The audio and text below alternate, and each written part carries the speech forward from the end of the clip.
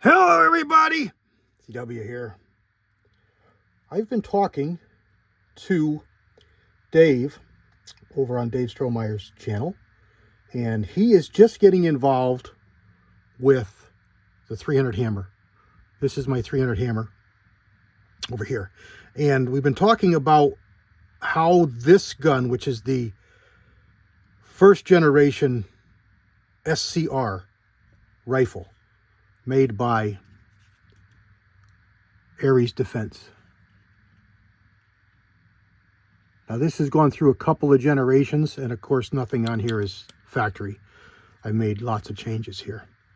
So it's different. The frame is the same. This is a mag release that works from either side from Geissele. This is a slide stop that's been added. Trigger is factory stock. Everything there is factory stock. There's a couple other changes on this one. I've got extended pins because of the way the receiver is made. I wanted to be able to pop this apart to change out calibers. But his question was on how the buffer system works and how the bolt carrier group works. So we're not modifying anything here. YouTube, we're not selling anything, we're not modifying anything, there's no tools, we're not taking anything apart. I've got it all apart to show, so I'm not showing anything like that. I'm just showing how the manufacturer built this and made it work for educational purposes. So here we have two complete guns. It will use a standard mil-spec upper, just the same as goes on any other modern sporting rifle. Same exact thing, no difference. It does not need the forward assist, and I chose not to use the bump out because I'm right-handed. I don't need the left-handed bump out. But forward assist is useless because the bolt carrier group, although from here forward is exactly the same as every other MSR, from here back, it's totally different. See this thing here? This is what I'm calling the rat tail. And basically what they did was they took a factory bolt carrier group and they lopped it off right at the hole where the firing pin clip goes through. This rat tail is added, hole is drilled, a little bit different shape. And this hole, this pin holds the firing pin in. They've also added, did they add a spring on the firing pin? No, I guess they didn't. No, I guess they didn't. So there's what we have. This rat tail is what makes this buffer system work, because it goes into the back of the stock here down inside. It's actually bored all the way through straight, just like that. And this is nothing new or proprietary. This is the same as what Remington has done. If you recognize the stock, that's the Remington stock. This is what Remington has done on their 1100s and their 1187s for many years. So it's the same exact system. So the bolt lies on top of here, just like that. And then when it's fired, it pushes that back in, and this rat tail goes inside like that. And that's how the recoil works. So your buffer system, which is just really just a spring on this one, no weights and anything can be changed, it's just a spring, is down inside the stock. Doesn't come out, you don't have to change it, you don't have to do anything with it. It's just down inside the stock. And like I said, it's got like a 1/4 inch ball round on here, and it fits in that little pocket, and it pushes that in under recoil. Now because of that, you cannot assemble this. Now I'm not going to do it because of YouTube rules, but you can't assemble this, put this together as you normally would, and just hinge it down and close it. It won't work. It won't line up. It will drag.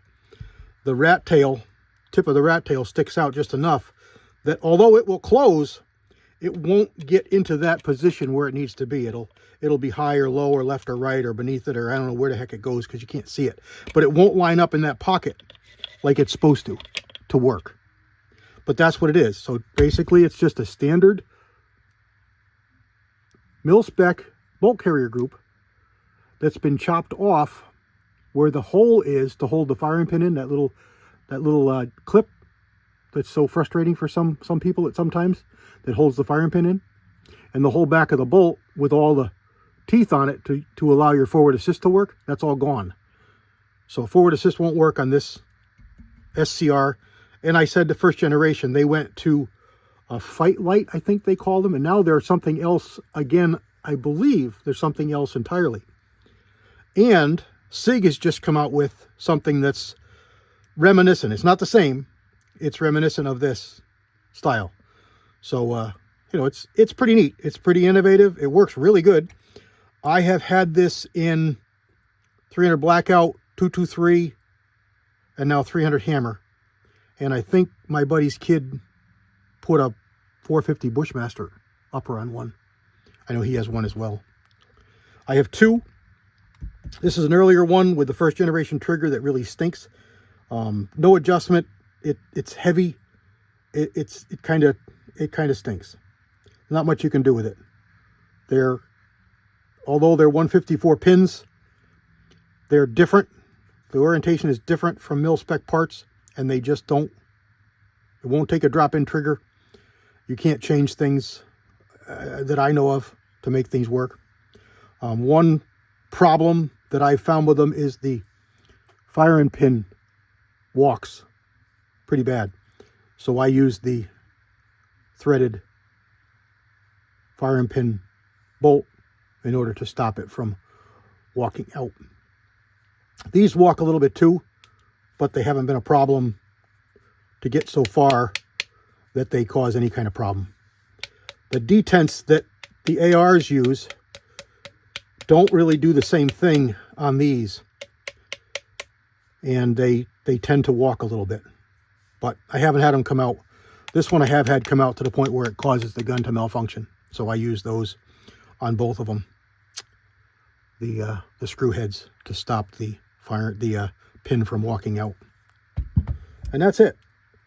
I'd like to show it putting it back together so you can see, but basically what you have to do is you put the charging handle in just like normal, because it still has the gas key, still works with gas, still fits up inside here, inside the gun, just like normal. So you put this together just like you normally would with an AR, and then this sits in here with this little rat tail sticking out the back. So you take the whole thing, and instead of pushing the front in and just hinging it, you kind of go like this and push it together and down at the same time, boonk, so that it lines up, and then push the pins through, and it works. So again, I'd really like to show it to you, but YouTube rules, you know, somebody might get hurt. So we don't want nobody to get hurt, so we're not going to do it. But there we go. Basically a mil-spec bolt carrier group from the firing pin retaining clip forward.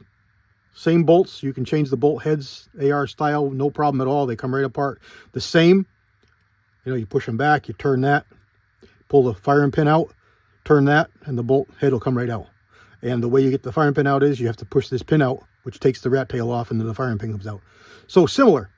Lubing is still the same. It's still got the same gas seals. You can see them right in there inside the holes. Same. No difference. Again, it's the same bolt that's on every other AR. And that's it. That's how it works. Hope that answered the question. I've wanted to do this for a while. I had it on an old channel, and of course that's gone now. So there we go. SCRs, Fightlites are exactly the same. The next generation, I'm not sure what they're called. I believe they're the same as well, but I haven't seen them. I've seen the Fightlites and I've seen these SCRs. There we go. God bless everybody. CW out.